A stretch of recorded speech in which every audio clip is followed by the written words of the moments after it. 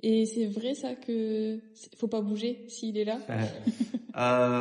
C'est ce que dit Alan Grant dans le premier, en disant ne bouge pas. Alors il brandit justement un fumigène là pour sauver les petits enfants de John Hammond.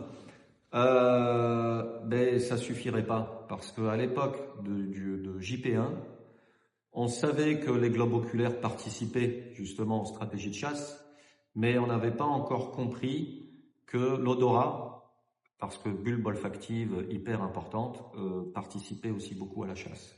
Donc,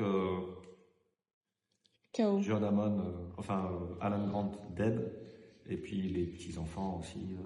Ouais, dans ta version de Jurassic Park, elle est plus odeur, morbide. Non, il faudrait refaire en fait un Jurassic Park.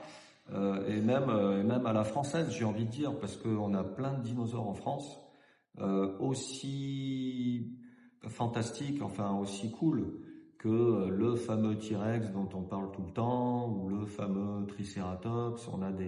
On a des théropodes magnifiques. Alors, dans le dernier Jurassic World, il y a quand même Pyroraptor, qui est un théropode, on le voit avec plein de plumes. Et lui, il est made in France. Donc, Cocorico, on a quand même un petit dinosaure français, Frenchy, dans le tout dernier Jurassic World. Mais on a de quoi faire un Jurassic Park, ou plutôt même un Cretaceous Park complet. Et puis, on a de quoi faire aussi un Carboniferous Park. Moi, je rêve, si jamais il y a un réalisateur qui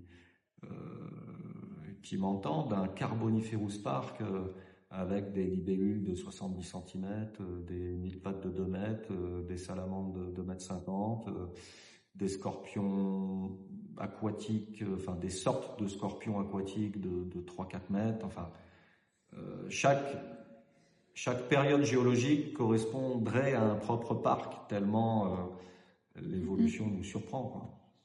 Let's go trouver un sponsor, un réalisateur et des partenaires grâce au Time World Les Limites.